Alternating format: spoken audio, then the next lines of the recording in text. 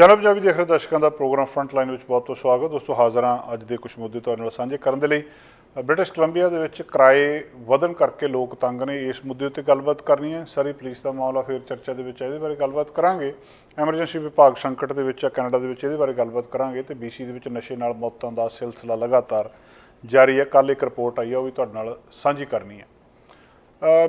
ਆਮ ਤੌਰ ਦੇ ਉੱਤੇ ਕਿਹਾ ਜਾ ਰਿਹਾ, ਆਪਾਂ ਕੱਲ੍ਹ ਵੀ ਖਬਰ ਕਰਦੇ ਸੀਗੇ ਕਿ ਜਿਹੜੀ ਸਮੱਸਿਆ ਆ ਇੱਥੇ ਘਰਾਂ ਦੀ, ਉਹਦੇ ਲਈ ਇਮੀਗ੍ਰੈਂਟਸ ਜ਼ਿੰਮੇਵਾਰ ਨੇ ਜਾਂ ਬਾਹਰੋਂ ਆ ਰਹੇ ਲੋਕ, ਜਾਂ ਮਤਲਬ ਲੋਕ ਜ਼ਿਆਦਾ ਨੇ ਇੱਥੇ, ਘਰ ਘੱਟ ਨੇ। ਇਹ ਮਾਮਲਾ ਸਿਰਫ ਘਰਾਂ ਤੱਕ ਨਹੀਂ ਸੀਮਿਤ ਰਿਹਾ। ਤੁਹਾਨੂੰ ਇਹ ਵੀ ਪਤਾ ਆ ਕਿ ਜਿਹੜਾ ਕਿਰਾਏ ਦੇ ਉੱਤੇ ਰਹਿਣਾ, ਖਾਸ ਕਰ ਬ੍ਰਿਟਿਸ਼ ਕੋਲੰਬੀਆ ਦੇ ਵਿੱਚ, ਬਹੁਤ ਮਹਿੰਗਾ ਹੋ ਗਿਆ। ਕੁਦਰਤੀ ਆ, ਜਿੱਥੇ ਆਬਾਦੀ ਸੰਘਣੀ ਹੁੰਦੀ ਆ ਉੱਥੇ ਕਿਰਾਏ ਵੱਧਦੇ ਆ, ਪਰ ਇੱਥੇ ਕਈ ਲੋਕ ਆਪਣੀ ਆਮਦਨ ਦਾ ਅੱਧੇ ਤੋਂ ਜ਼ਿਆਦਾ ਹਿੱਸਾ ਕਿਰਾਏ ਦੇ ਵਿੱਚ ਦੇ ਰਹੇ ਆ, ਜਿਹੜੀ ਕਿ ਬਹੁਤ ਚਿੰਤਾ ਵਾਲੀ ਤੇ ਮਾੜੀ ਗੱਲ ਆ। ਕਿਰਾਇਆ ਆਮਦਨ ਦੇ ਅੱਧ ਤੋਂ ਜ਼ਿਆਦਾ ਲੈ ਜਾਵੇ ਤਾਂ ਫਿਰ ਤੁਸੀਂ ਇਸ ਸਥਿਤੀ ਨੂੰ ਇਮੈਜਨ ਕਰ ਸਕਦੇ ਆ। ਇਹ ਇੱਕ ਸਰਵੇ ਕੀਤਾ, ਇੱਕ ਰਿਪੋਰਟ ਸਾਹਮਣੇ ਆਈ ਆ, ਉਹਦੇ ਵਿੱਚੋਂ ਇਹ ਗੱਲਾਂ ਬਾਤਾਂ ਇਸ ਵੇਲੇ ਪਤਾ ਲੱਗ ਰਹੀਆਂ ਕਿ ਜਿਹੜੇ ਹਾਈਐਸਟ ਪ੍ਰਪੋਰਸ਼ਨ ਆ ਰੈਂਟਰ ਦਾ ਇੱਥੇ, ਜਿਹੜੇ ਆਪਣੀ ਅੱਧੀ ਆਮਦਨ ਤੋਂ ਜ਼ਿਆਦਾ ਮਹੀਨੇ ਦੀ ਕਿਰਾਏ ਦੇ ਵਿੱਚ ਤਾਂ ਯੂਟਿਲਿਟੀ ਦੇ ਵਿੱਚ ਦੇ ਜਾਂਦੇ ਆ। ਇਹ ਨਹੀਂ ਵੀ ਸਾਰੇ, ਪਰ ਜਿੰਨੇ ਕੁ ਵੀ ਹੈਗੇ ਆ ਉਹ ਬਾਕੀ ਸੂਬਿਆਂ ਦੇ ਨਾਲ ਕੰਪੇਅਰ ਕਰਕੇ ਦੇਖੋ ਤੇ ਬ੍ਰਿਟਿਸ਼ ਕੋਲੰਬੀਆ ਦੇ ਵਿੱਚ ਉਹਨਾਂ ਲੋਕਾਂ ਦੀ ਗਿਣਤੀ ਜ਼ਿਆਦਾ ਹੈ ਜਿਹੜੇ ਜੇ $2000 ਕਮਾਉਂਦੇ ਆ ਮਹੀਨੇ ਦਾ, ਤੇ $1200 ਉਹਨਾਂ ਨੂੰ ਰੈਂਟ ਦੇਣਾ ਪੈ ਰਿਹਾ ਹੈ।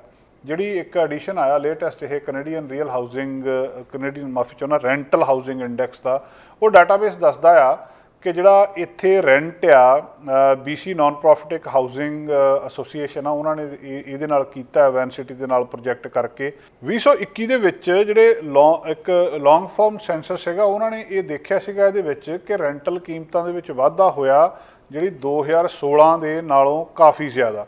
ਤੇ ਇਹਦੇ ਵਿੱਚ 5 ਸਾਲਾਂ ਦੇ ਵਿੱਚ BC ਸਭ ਤੋਂ ਜ਼ਿਆਦਾ ਖਤਰਨਾਕ ਰਿਹਾ ਇਸ ਮਾਮਲੇ ਦੇ ਵਿੱਚ। 30% ਐਵਰੇਜ ਰੈਂਟ ਵੱਧ ਗਿਆ ਇੱਥੇ। ਅੰਟੈਰੀਓ ਦੇ ਵਿੱਚ ਇਹ ਲਗਭਗ ਇੰਨੇ ਕੁ, ਪਰ ਫਿਰ ਵੀ BC ਨਾਲੋਂ ਘੱਟ 27% ਦੇ ਨੇੜੇ ਵਾਧਾ ਦੱਸਿਆ ਜਾ ਰਿਹਾ। 2.5 ਲੱਖ ਤੋਂ ਲੈ ਕੇ 6,60,000 ਰੈਂਟਲ ਹਾਊਸ ਹੋਲਡ ਜਿਹੜੇ ਬ੍ਰਿਟਿਸ਼ ਕੋਲੰਬੀਆ ਦੇ ਵਿੱਚ ਆ, ਅਨਅਫੋਰਡੇਬਲ ਅਮਾਊਂਟ ਆਫ ਹਾਊਸਿੰਗ ਦੇ ਰਹੇ ਆ। 30% ਜ਼ਿਆਦਾ ਟੋਟਲ ਹਾਊਸ ਹੋਲਡ ਇਨਕਮ ਨਾਲੋਂ ਜਿਹੜੀ ਉਹਨਾਂ ਦੀ ਰੈਂਟ ਜਾਂ ਯੂਟਿਲਿਟੀ ਦੇ ਵਿੱਚ ਜਾ ਰਹੀ ਆ। ਇਸੇ ਗਰੁੱਪ ਦੇ ਵਿੱਚ ਲੱਖ ਤੋਂ ਜ਼ਿਆਦਾ ਲੋਕ ਜਿਹੜੇ 50% ਤੋਂ ਜ਼ਿਆਦਾ ਮਤਲਬ ਆਪਣਾ ਹੈਗਾ ਆ, ਉਹ ਕ੍ਰਾਈਸਿਸ ਲੈਵਲ ਦੇ ਉੱਤੇ ਦੱਸੇ ਜਾ ਰਹੇ ਕਿ ਜਿਹੜੇ ਰੈਂਟ ਦੇ ਵਿੱਚ ਦੇ ਰਹੇ ਆ। ਇਹ ਤੁਹਾਨੂੰ ਇੱਥੇ ਬ੍ਰਿਟਿਸ਼ ਕੋਲੰਬੀਆ ਦੇ ਵਿੱਚ ਜੇਕਰ ਸਰੀ ਨੂੰ ਲਿਆ ਜਾਵੇ, ਇੱਥੇ ਅੱਜ ਤੋਂ 8 ਸਾਲ ਪਹਿਲਾਂ $500 ਦੀ ਇੱਕ basement single bedroom living room ਮਿਲ ਜਾਂਦੀ ਸੀ, ਪਰ ਹੁਣ ਪੈਟਰਨ ਚੇਂਜ ਹੋ ਗਿਆ ਵੀ ਲਿਵਿੰਗ ਰੂਮ ਦੇ ਵਿੱਚ ਉਹ ਕਹਿੰਦੇ 2 ਜਣੇ ਅਲੱਗ ਸੌਂ ਜਾਓ, ਜਿਹੜੀ ਉਹਦੇ ਵਿੱਚ ਆ ਉਹ 2 ਜਣੇ ਅਲੱਗ ਸੌਂ ਜਾਓ, ਤੇ ਇਕੱਲਾ $300 ਜਾਂ $400 ਦਿਓ। ਇਹ ਪੈਟਰਨ ਵੀ ਬਦਲ ਗਿਆ, ਪਰ ਇਹ ਮਹਿੰਗਾ ਵੀ ਹੋ ਗਿਆ।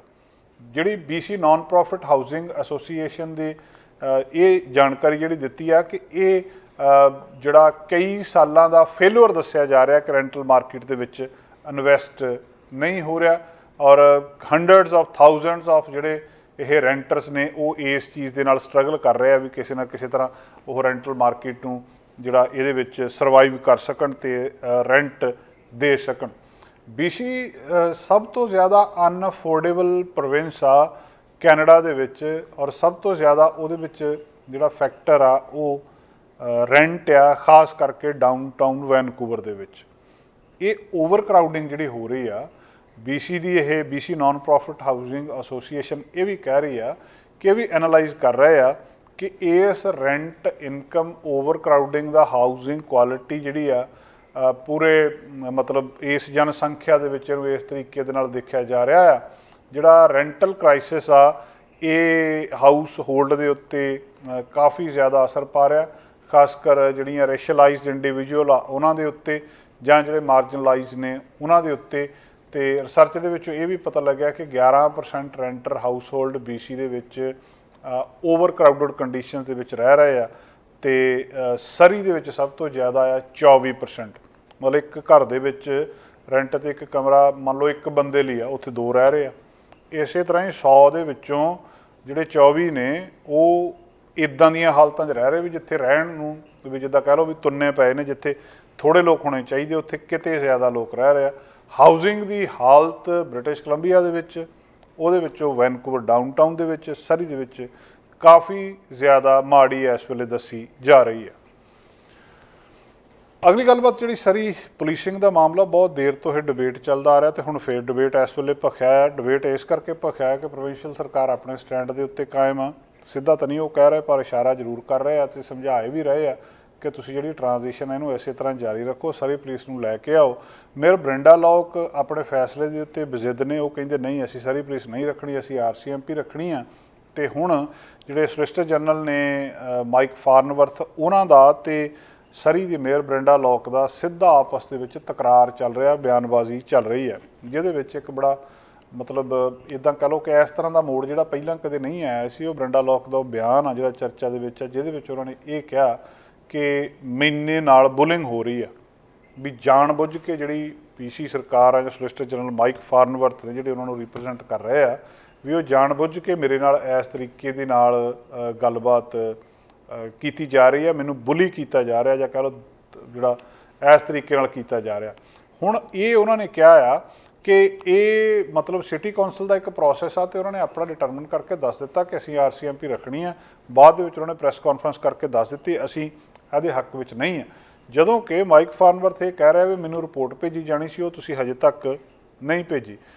ਹੁਣ ਬ੍ਰਿੰਡਾ ਲੌਕ ਦਾ ਇਹ ਬਿਆਨ ਦੇਣਾ ਆਪਣੇ ਆਪ ਦੇ ਵਿੱਚ ਬੜੀ ਇੱਕ ਮਤਲਬ ਖਤਰਨਾਕ ਗੱਲ, ਜਾਂ ਇਹ ਕਹਿ ਲਓ ਵੀ ਇਹ ਗੱਲਬਾਤ ਇੱਥੇ ਤੱਕ ਨਹੀਂ ਪਹੁੰਚਣੀ ਚਾਹੀਦੀ ਸੀ ਕਿ ਬ੍ਰਿੰਡਾ ਲੌਕ ਸਾਡੇ ਮੇਅਰ ਨੂੰ ਇਹ ਬਿਆਨ ਦੇਣਾ ਪਵੇ। ਉਹਨਾਂ ਨੇ ਇਹ ਕਿਹਾ ਕਿ ਮੈਂ ਪੋਲੀਟਿਕਸ ਦੇ ਵਿੱਚ ਲੰਬਾ ਸਮਾਂ ਕੰਮ ਕੀਤਾ ਤੇ ਮੈਂ ਲਿਕਰ ਇੰਡਸਟਰੀ ਦੇ ਵਿੱਚ ਬਹੁਤ ਲੰਬਾ ਸਮਾਂ ਕੰਮ ਕੀਤਾ, ਪਰ ਮੈਂ ਕਦੇ ਵੀ ਜਿਹੜਾ ਜੈਂਡਰ ਕਾਰਡ ਆ ਉਹ ਨਹੀਂ ਖੇਡਿਆ, ਵੀ ਉਹ ਨਹੀਂ ਵਰਤਿਆ। ਪਰ ਉਹ ਕਹਿੰਦੀ ਹੁਣ ਮੈਨੂੰ ਜਿਹੜੀ ਉਹਨਾਂ ਨੇ ਕਿਹਾ ਕਿ ਇਸ ਕੇਸ ਦੇ ਵਿੱਚ ਸਰੀ ਦੀ ਮੇਅਰ ਬ੍ਰਿੰਡਾ ਲੌਕ ਇਹ ਕਹਿ ਰਹੀ ਆ ਕਿ ਇਸ ਕੇਸ ਦੇ ਵਿੱਚ ਮੈਂ ਇਸ ਤਰ੍ਹਾਂ ਸੋਚ ਰਹੀ ਹਾਂ ਕਿ ਇਹ ਮੇਰੇ ਮਤਲਬ ਦਿਮਾਗ ਦੇ ਵਿੱਚ ਇਹ ਗੱਲ ਆ ਰਹੀ ਹੈ ਕਿ ਕਿਉਂਕਿ ਮੈਂ ਔਰਤ ਹਾਂ ਇਸ ਕਰਕੇ ਮੇਰੇ ਨਾਲ ਇਹ ਕੁਛ ਕੀਤਾ ਜਾ ਰਿਹਾ। ਜੇ ਮੇਰੇ ਥਾਂ ਦੇ ਉੱਤੇ ਕੋਈ ਹੋਰ ਹੁੰਦਾ, ਔਰਤ ਨਾ ਹੁੰਦੀ, ਕੋਈ ਮਰਦ ਹੁੰਦਾ ਤਾਂ ਉਹਦੇ ਨਾਲ ਇਸ ਤਰ੍ਹਾਂ ਨਹੀਂ ਕੀਤਾ ਜਾਣਾ ਸੀ। ਇਹ ਆਪਣੇ ਆਪ ਦੇ ਵਿੱਚ ਬਹੁਤ ਜਿਹੜੀ ਵੱਡੀ ਗੱਲ ਆ, ਔਰ ਉਹ ਵੀ ਇਲਜ਼ਾਮ ਕਹਿ ਲਓ ਇੱਕ ਤਰੀਕੇ ਦੇ ਨਾਲ ਸਿੱਧਾ ਜਿਹੜੇ ਸੋਲਿਸਿਟਰ ਜਨਰਲ ਮਾਈਕ ਫਾਰਨਵਰਥ ਦਿੱਤੇ। ਉਹਦੇ ਤੋਂ ਬਾਅਦ ਉਧਰੋਂ ਵੀ ਬਿਆਨ ਆ ਰਹੇ ਆ ਉਹਨਾਂ ਦੀ ਸਰਕਾਰ ਦੇ ਵੱਖ-ਵੱਖ ਜਿਹੜੇ ਰਿਪਰੈਜ਼ੈਂਟੇਟਿਵ ਨੇ, ਉਹ ਵੀ ਕਹਿ ਰਹੇ ਵੀ ਇਹਦੇ ਵਿੱਚ ਇਹ ਤਾਂ ਗੱਲ ਹੀ ਨਹੀਂ, ਔਰਤ ਮਰਦ ਵਾਲੀ ਤਾਂ ਗੱਲ ਹੀ ਨਹੀਂ, ਇਹਦੇ ਵਿੱਚ ਤਾਂ ਰੌਲਾ ਹੀ ਹੋਰ ਆ, ਵੀ ਤੁਸੀਂ ਉਹਦੇ ਨਾਲ ਸੰਬੰਧਿਤ ਆਪਣਾ ਜਿਹੜਾ ਜਵਾਬ ਦੇਣਾ ਚਾਹੀਦਾ। ਇਹ ਉਹਨਾਂ ਨੇ ਉਦੋਂ ਕਿਹਾ ਆ ਜਦੋਂ ਮਾਈਕ ਫਾਰਨਵਰਥ ਨੇ ਇੱਕ ਸਟੇਟਮੈਂਟ ਦੇ ਦਿੱਤੀ ਸੀ, ਜਿਹਦੇ ਵਿੱਚ ਉਹਨਾਂ ਨੇ ਕਿਹਾ ਕਿ ਉਹ ਬਹੁਤ ਕੰਸਰਨ ਨੇ ਇਸ ਮਾਮਲੇ ਦੇ ਵਿੱਚ, ਜਿਹਦੇ ਵਿੱਚ ਇਹ ਪਤਾ ਲੱਗਿਆ ਕਿ ਉਹ ਸਰੀ ਦੀ ਜਿਹੜੀ ਫਿਊਚਰ ਪੁਲਿਸਿੰਗ ਆ ਇਹਨੂੰ ਇਸ ਪਾਸੇ ਨਹੀਂ ਮੰਨ ਰਹੇ ਤੇ ਉਹਨਾਂ ਨੇ ਜਿਹੜੀ ਇਹਨਾਂ ਦੇ ਨਾਲ ਇਹ ਸ਼ੇਅਰ ਨਹੀਂ ਕੀਤਾ ਤੇ ਸਿੱਧੀ ਕੌਂਸਲ ਤੋਂ ਵੋਟ ਕਰਵਾ ਦਿੱਤੀ। ਮਿਨਿਸਟਰ ਨੇ ਇਹ ਵੀ ਕਿਹਾ ਕਿ ਤੁਸੀਂ ਜਿਹੜੀ ਰੀਸੈਂਟ ਜਿਹੜੀ ਇਹ ਰਿਪੋਰਟ ਆ ਇਹ ਸਾਡੇ ਨਾਲ ਦਿਓ ਤੇ ਵੋਟ ਨੂੰ ਡਿਲੇ ਕਰ ਲਓ, ਪਰ ਉਹਨਾਂ ਨੇ ਅੱਗੇ ਚੱਲ ਕੇ ਰਿਪੋਰਟ ਉਹਨਾਂ ਨਾਲ ਨਹੀਂ ਸਾਂਝੀ ਕੀਤੀ, ਸਗੋਂ ਦੇ ਉੱਤੇ ਵੋਟਿੰਗ ਕਰਵਾ ਦਿੱਤੀ। ਤੇ ਵੋਟਿੰਗ ਤੋਂ ਬਾਅਦ ਉਹਨਾਂ ਨੇ ਪ੍ਰੈਸ ਨੂੰ ਇਹ ਕਹਿ ਦਿੱਤਾ ਕਿ ਆਹ ਸਾਡਾ ਫੈਸਲਾ ਹੈ, ਅਸੀਂ ਸਰੀ ਪੁਲਿਸ ਨੂੰ ਨਹੀਂ ਰੱਖਣਾ, ਅਸੀਂ RCMP ਹੀ ਰੱਖਣਾ ਚਾਹੁੰਦੇ ਹਾਂ। ਸੋ ਹੁਣ ਮਾਈਕ ਫਾਰਨਵਰਥ ਨੇ ਇਹ ਕਿਹਾ ਆ ਵੀ ਇਹ ਜਿਹੜਾ ਇਸ ਵੇਲੇ ਗੇਮਾਂ ਖੇਡਣ ਦਾ ਮਸਲਾ ਨਹੀਂ ਆ, ਇਹ ਲੋਕਾਂ ਦੀ ਸੁਰੱਖਿਅਤਾ ਦਾ ਮਸਲਾ ਆ ਤੇ ਇਹ ਬਹੁਤ ਮਹੱਤਵਪੂਰਨ ਆ। ਤੇ ਇਹ ਹੁਣ ਮਾਮਲਾ ਕਾਫੀ ਫੇਰ ਇੱਕ ਵਾਰੀ ਚਰਚਾ ਦੇ ਵਿੱਚ ਆ। ਦੇਖੋ ਇਹਦੇ ਵਿੱਚ ਕੀ ਹੁੰਦਾ। BC ਸਰਕਾਰ ਨੇ ਅਪ੍ਰੈਲ ਦੇ ਵਿੱਚ ਰਿਕਮੈਂਡ ਕਰ ਦਿੱਤਾ ਸੀ ਕਿ ਟ੍ਰਾਂਜੀਸ਼ਨ ਨੂੰ ਕੰਟੀਨਿਊ ਰੱਖੋ ਤੇ ਇੰਡੀਪੈਂਡੈਂਟ ਸਰੀ ਪੁਲਿਸ ਸਰਵਿਸ ਹੋਊਗੀ ਤੇ $150 ਮਿਲੀਅਨ ਉਹ ਕਹਿੰਦੇ ਅਸੀਂ ਤੁਹਾਡੀ ਹੈਲਪ ਕਰਨ ਦੇ ਲਈ ਦੇਵਾਂਗੇ। ਹੁਣ ਸਿਟੀ ਇਸ ਮਾਮਲੇ ਦੇ ਵਿੱਚ ਆਪਣੇ ਫੈਸਲੇ ਦੇ ਉੱਤੇ ਵਿਜੇਦਾ, ਉਹ ਇਹ ਕਹਿੰਦੇ ਆ ਕਿ ਨਹੀਂ ਅਸੀਂ ਇਹੀ ਰੱਖਣਾ ਆ। ਲੋਕ ਜਿਹੜੇ ਨੇ ਉਹ ਇਸ ਗੱਲ ਤੋਂ ਚਿੰਤਾ ਦੇ ਵਿੱਚ ਵੀ ਨੇ ਕਿ ਇੰਨੀ ਜ਼ਿਆਦਾ ਕਾਸਟ ਪੈ ਰਹੀ ਹੈ। 2 ਪੁਲਿਸ ਸਰਵਿਸਿਜ਼ ਇੱਥੇ ਇਸ ਵੇਲੇ ਚੱਲ ਰਹੀਆਂ, $8 ਮਿਲੀਅਨ ਤੋਂ ਜ਼ਿਆਦਾ ਪਰ ਮੰਥ ਦੇ ਹਿਸਾਬ ਦੇ ਨਾਲ ਜਿਹੜਾ ਹੋਊਗਾ ਜੇ ਇੱਕ ਆ, ਤੇ ਸਿਟੀ ਸਟਾਫ ਜਿਹੜਾ ਪੁਲਿਸ ਸਰਵਿਸ ਆ ਇਹ ਸਾਰਾ ਦੂਜਾ। ਹੁਣ ਅਥਾਰਟੀ ਇਹਦੇ ਵਿੱਚ ਕੌਣ ਆ ਵੀ ਜਿਹੜਾ ਇਹ ਕਹਿ ਸਕਦਾ ਹੈ। ਮਾਈਕ ਫਾਰਨਵਰਥ ਨੇ ਸਿਟੀ ਨੂੰ ਇੱਕ ਡੈਡਲਾਈਨ ਦੇ ਦਿੱਤੀ ਸੀ 1 ਵਜੇ ਦੀ ਸੋਮਵਾਰ ਨੂੰ ਕਿ ਇੱਥੇ ਤੱਕ ਮੇਰੇ ਨਾਲ ਰਿਪੋਰਟ ਸਾਂਝੀ ਕਰ ਲਓ, ਵੀ ਜੇ ਨਾ ਦਿੱਤੀ ਤਾਂ ਉਹਨਾਂ ਨੂੰ ਫਿਰ ਜਿਹੜਾ ਮਤਲਬ ਇਸ ਢੰਗ ਦੇ ਨਾਲ ਤੁਹਾਨੂੰ ਉਹ ਕਰਨਾ ਪਊਗਾ। ਤੇ ਬ੍ਰਿੰਡਾ ਲੌਕ ਨੇ ਕਹਿ ਦਿੱਤਾ ਸੀ ਕਿ ਉਹਨਾਂ ਨੇ ਪਹਿਲਾਂ ਇਸ ਕਰਕੇ ਸ਼ੇਅਰ ਨਹੀਂ ਕੀਤੀ ਕਿ ਉਹਨਾਂ ਨੂੰ ਉਹ ਇਸ ਗੱਲ ਦੇ ਉੱਤੇ ਕੌਂਸਲ ਦੇ ਵਿੱਚ ਐਗਰੀ ਨਹੀਂ ਸੀ। ਤੇ ਹੁਣ ਸੋਮਵਾਰ ਸਵੇਰੇ ਉਹਨਾਂ ਨੇ ਕਿਹਾ ਕਿ ਉਹਨਾਂ ਨੇ ਹਜੇ ਜਿਹੜਾ ਸਾਈਨਡ ਜਿਹੜਾ ਨਾਨ ਡਿਸਕਲੋਜ਼ਰ ਐਗਰੀਮੈਂਟ ਆ ਪ੍ਰੋਵਿੰਸ ਤੋਂ ਉਹ ਆਇਆ ਨਹੀਂ ਤੇ ਜਿਹੜੇ ਇਹ ਡਾਕੂਮੈਂਟ ਨੂੰ ਰਿਵਿਊ ਕਰਨਾ ਚਾਹੁੰਦੇ। ਸੋ ਮਾਮਲਾ ਇੱਕ ਵਾਰੀ ਫੇਰ ਇਸ ਵੇਲੇ ਵਿੱਚ ਵਿਚਾਲੇ ਲਟਕਿਆ ਪਿਆ, ਅਜੇ ਤੱਕ ਇਹ ਪਤਾ ਨਹੀਂ। ਤੇ ਜਿਹੜੀ ਗੱਲ ਵਿਚਲੀ ਇਹ ਆ ਵੀ ਜੇ ਇਹ ਗੱਲ ਚਲਦੀ 2 ਸਾਲ ਹੋਰ ਲੰਘ ਗਈ ਇੱਦਾਂ ਹੀ, ਜਿਹੜਾ ਕਿ ਲੱਗਦਾ ਆ ਕਿ ਏਡੀ ਛੇਤੀ ਫੈਸਲਾ ਨਹੀਂ ਹੋਣਾ। ਦੋਵੇਂ ਪੁਲਿਸ ਇੱਥੇ ਚਲੀਆਂ ਗਈਆਂ ਤੇ ਉਹਦੇ ਤੋਂ ਬਾਅਦ ਵੋਟਾਂ ਫੇਰ ਆ ਜਾਣੀਆਂ। ਸਾਲ ਕੁ ਪਹਿਲਾਂ ਵੋਟਾਂ ਦਾ ਪ੍ਰਚਾਰ ਸ਼ੁਰੂ ਹੋ ਜਾਂਦਾ ਤੇ ਹੋ ਸਕਦਾ ਇੱਕ ਧਰ ਫੇਰ ਆ ਕੇ ਕਹਦੇ ਵੀ ਤੁਸੀਂ ਸਾਨੂੰ ਲੈ ਕੇ ਆਓ, ਅਸੀਂ ਜਿਹੜੀ ਹੈ ਸਰੀ ਪੁਲਿਸ ਰੱਖਾਂਗੇ ਤੇ ਉਹ ਮੁੜ ਕੇ ਫੇਰ ਉਹ ਜਿੱਤ ਜਾਣ ਜਿਹੜੇ ਸਰੀ ਪੁਲਿਸ ਦੇ ਹੱਕ ਵਾਲੇ ਆ ਤਾਂ ਉਹ ਮੁੜ ਕੇ ਜਿਹੜੇ ਇਹਨਾਂ ਨੇ ਜਿੰਨਾ ਚਿਰ ਰੋਕ ਕੇ ਰੱਖਿਆ ਜਾਂ ਯਤਨ ਕੀਤੇ ਜਾ ਰਹੇ ਉਹਨਾਂ ਨੂੰ ਫਿਰ ਪਿਛਲੇ ਪਾਸੇ ਨੂੰ ਲੈ ਆਉਣ। ਮਾਹਰਾਂ ਦੇ ਹੱਥ ਦੇ ਵਿੱਚ ਇਹ ਫੈਸਲਾ ਹੋਣਾ ਚਾਹੀਦਾ, ਨਾ ਕਿ ਇਹਨੂੰ ਇੱਕ ਪੋਲੀਟੀਕਲ ਮੁੱਦਾ ਬਣਾਉਣਾ ਚਾਹੀਦਾ, ਜਿਹੜਾ ਕਿ ਇਸ ਵੇਲੇ ਲੱਗਦਾ ਹੈ ਕਿ ਇੱਕ ਪੋਲੀਟੀਕਲ ਮੁੱਦਾ ਬਣ ਗਿਆ। ਸਰੀ ਦੇ ਲੋਕ ਆਪਣੀ ਸੁਰੱਖਿਆ ਨੂੰ ਲੈ ਕੇ ਚਿੰਤਾ ਦੇ ਵਿੱਚ ਨੇ। ਕੈਨੇਡੀਅਨ ਮੈਡੀਕਲ ਐਸੋਸੀਏਸ਼ਨ ਜਰਨਲ ਦੇ ਵਿੱਚ ਇੱਕ ਰਿਪੋਰਟ ਆਈ ਹੈ ਜਿਹਦੇ ਵਿੱਚ ਉਹਨਾਂ ਨੇ ਇਹ ਦੱਸਿਆ ਕਿ ਦੇਸ਼ ਦੇ ਵਿੱਚ ਜਿਹੜਾ ਐਮਰਜੈਂਸੀ ਡਿਪਾਰਟਮੈਂਟ ਆ ਉਹਦੇ ਵਿੱਚ ਸਟਾਫ ਦੀ ਘਾਟ ਆ, ਪੇਸ਼ੈਂਟ ਵੱਧ ਗਏ ਆ ਤੇ ਮੈਡੀਕਲ ਰਿਸੋਰਸਿਸ ਦੇ ਉੱਤੇ ਇਸ ਵੇਲੇ ਬੋਝ ਪੈ ਰਿਹਾ।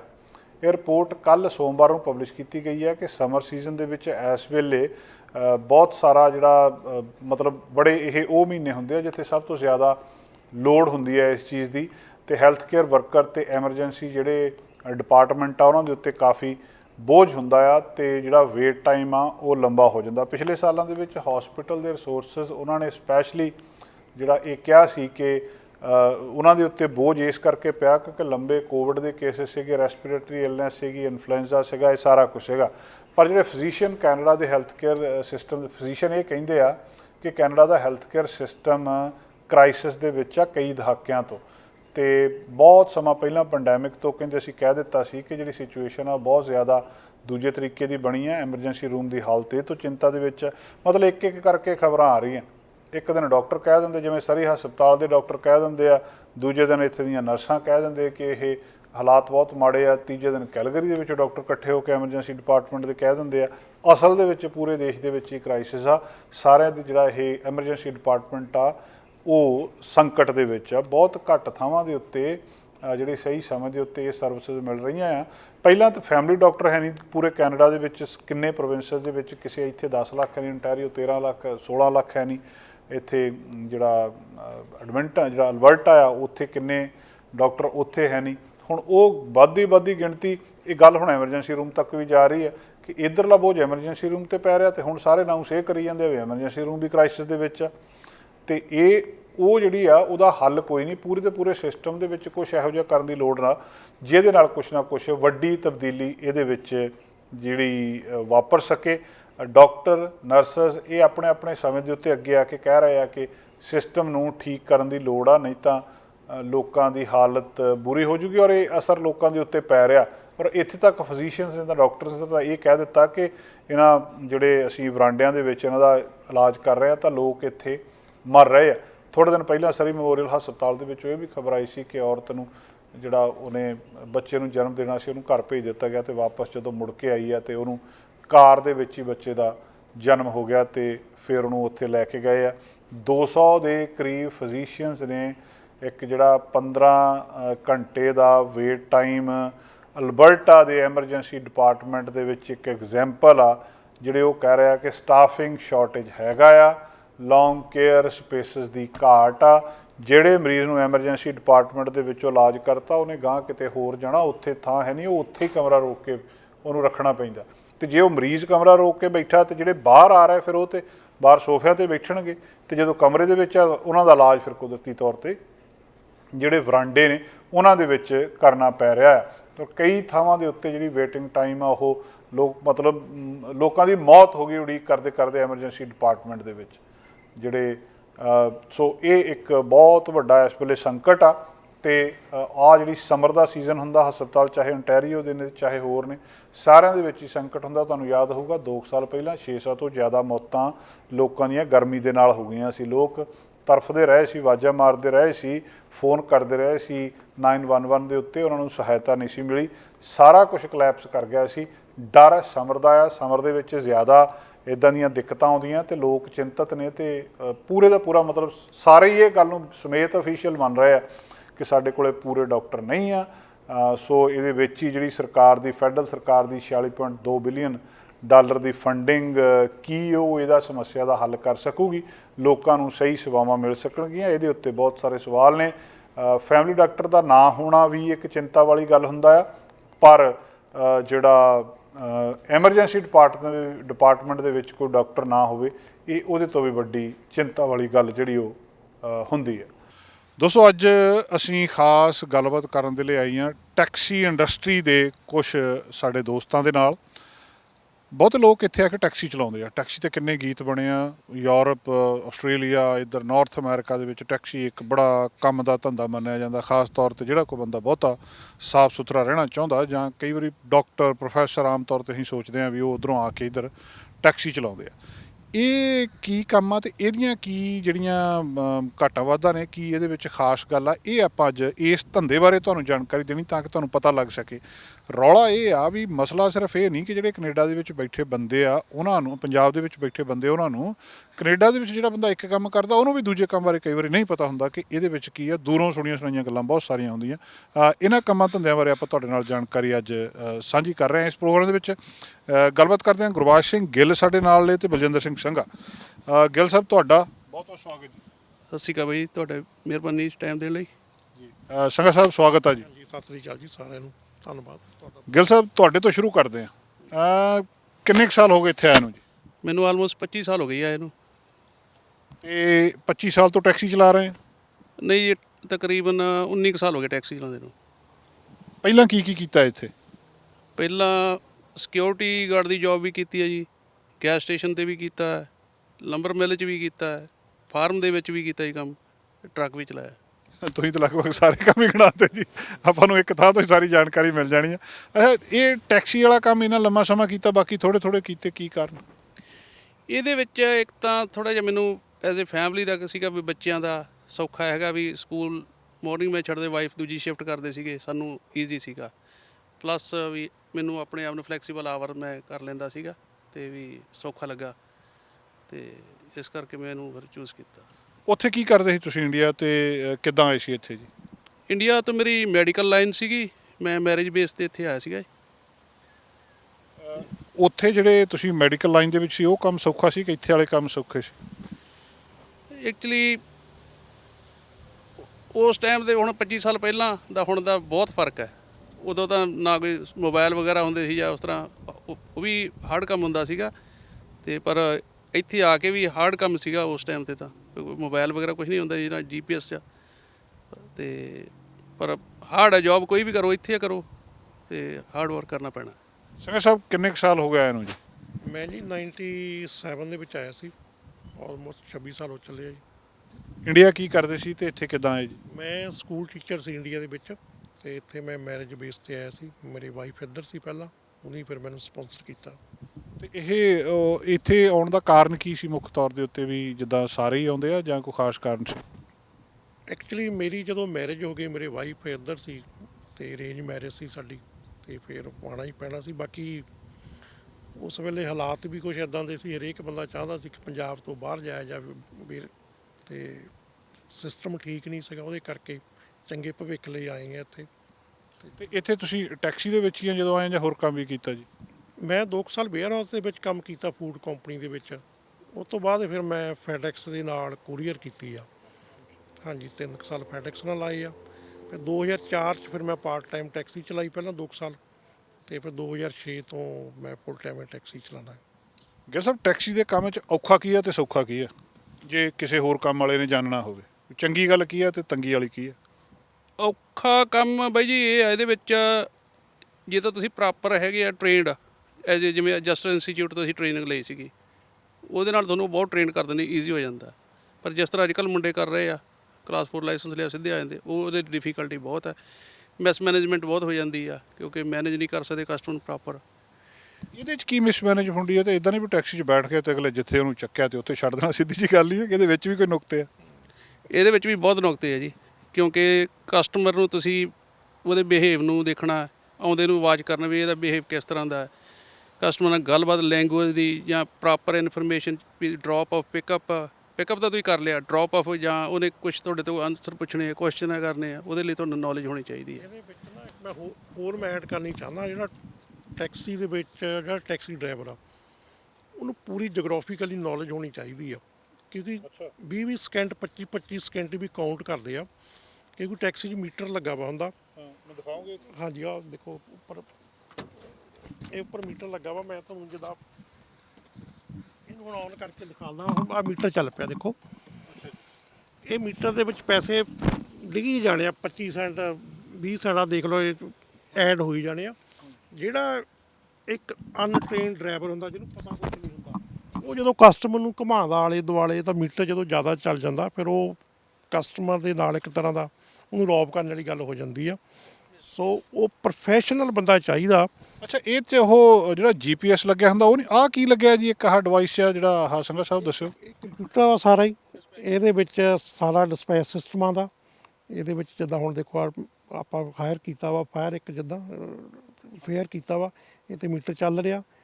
ਇਹ ਜੋ ਹੈਗਾ ਸਾਰਾ ਇਹਦੇ ਵਿੱਚ ਤੁਹਾਡੀ ਮੀਟਰ ਦੀ ਲੋਕੇਸ਼ਨ ਆ ਰਹੀ ਆ ਜ਼ੋਨ ਹੁੰਦੇ ਆ, ਇਹ 'ਚ ਪਤਾ ਲੱਗ ਜਾਂਦਾ ਕਿਹੜੇ ਜ਼ੋਨ 'ਚ ਕਿੰਨੀਆਂ ਗੱਡੀਆਂ ਖੜੀਆਂ। ਜਿਹੜਾ ਜ਼ੋਨ ਬਿਜ਼ੀ ਆ ਤੁਸੀਂ ਉਸ ਜ਼ੋਨ 'ਚ ਜਾ ਕੇ ਆਪਣੀ ਖੜ ਸਕਦੇ ਆ, ਜਦੋਂ ਗੱਡੀ ਲੈ ਸਕਦੇ ਆ।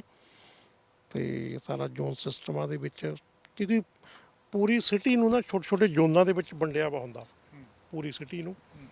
ਤੇ ਇਹ ਨਹੀਂ ਕਿ ਟੈਕਸੀਆਂ ਇੱਕੋ ਥਾਂ ਖੜੀਆਂ, ਟੈਕਸੀਆਂ ਪੂਰੇ ਸ਼ਹਿਰ ਦੇ ਵਿੱਚ ਹੀ ਹੁੰਦੀਆਂ, ਕਿਤੇ 5 ਖੜੀਆਂ ਕਿਤੇ 7 ਖੜੀਆਂ। ਤੇ ਜਿਹੜੇ ਵੀ ਜ਼ੋਨ ਦੇ ਵਿੱਚ ਕੋਈ ਵੀ ਡਿਸਪੈਚ ਟ੍ਰਿਪ ਆਉਣਾ, ਕਾਲ ਆਉਣੀ ਆ, ਜਿਹੜੀ ਪਹਿਲੇ ਨੰਬਰ 'ਤੇ ਟੈਕਸੀ ਉਹਨੂੰ ਆਟੋਮੈਟਿਕਲੀ ਉਹ ਟ੍ਰਿਪ ਚੱਲ ਜਾਣਾ। ਉਸ ਤੋਂ ਬਾਅਦ ਮਗਲੇ ਦੀ ਵਾਰੀ ਆਣੀ, ਉਸ ਤੋਂ ਬਾਅਦ ਮਗਲੇ ਦੀ ਵਾਰੀ ਆ ਜਾਣੀ ਆ। ਇਹ ਜਿਹੜਾ ਪਹਿਲਾਂ ਖੜਾ ਉੱਥੇ, ਹਾਂਜੀ, ਜਿਹੜਾ ਟਰਨ ਬਾਈ ਟਰਨ ਵਾ ਤੁਹਾਨੂੰ ਸਿਸਟਮ ਦੱਸਦਾ ਕਿ ਇਸ ਜ਼ੋਨ ਦੇ ਵਿੱਚ 5 ਕਾਰਾਂ ਖੜੀਆਂ, ਤੇਰੀ ਕਾਰ ਦਾ ਪਹਿਲਾ ਨੰਬਰ ਆ, ਤੇਰੇ ਮਗਰ 4 ਹੋਰ ਆ। ਉਹ ਜਿੱਦਾਂ ਮੈਂ ਨਿਕਲ ਜਾਣਾ ਉਹਦੇ ਮਗਰ ਤੇ ਦੂਸਰੇ ਨੂੰ ਆ ਜਾਣਾ, ਟਰਨ ਬਾਈ ਟਰਨ ਤੁਹਾਨੂੰ ਆਈ ਜਾਂਦਾ। ਦੋਸਤੋ, ਇਹਦੇ ਨਾਲ ਹੀ ਅੱਜ ਦਾ ਪ੍ਰੋਗਰਾਮ ਇੱਥੇ ਸਮਾਪਤ ਕਰਦੇ ਹਾਂ। ਕੱਲ ਫਿਰ ਹਾਜ਼ਰ ਹੋਵਾਂਗੇ ਕੁਛ ਨਵੀਆਂ ਗੱਲਾਂ ਬਾਤਾਂ ਨਾਲ। ਸਾਡਾ ਹਰ ਇੱਕ ਪ੍ਰੋਗਰਾਮ ਵੇਖਣ ਤੇ ਸਾਡੇ ਨਾਲ ਜੁੜਨ ਲਈ ਸਬਸਕ੍ਰਾਈਬ ਕਰੋ ਚੈਨਲ ਪੰਜਾਬੀ ਤੇ ਨੋਟੀਫਿਕੇਸ਼ਨ ਲਈ ਬੈਲ ਆਈਕਨ ਵਾਲੇ ਬਟਨ ਤੇ ਕਲਿੱਕ ਕਰੋ।